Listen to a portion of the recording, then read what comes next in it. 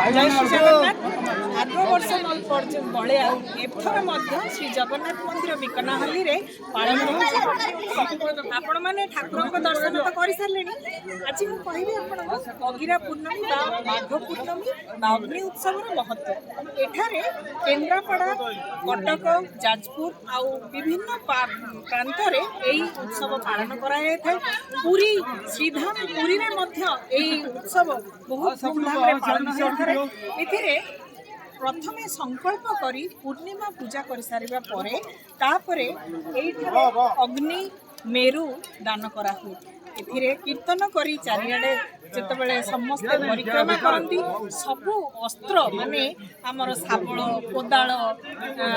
विभिन्न प्रकार इंस्ट्रूमेंट्स पूजा हुए एवं तापरे आलू बैगण नड़िया मिठा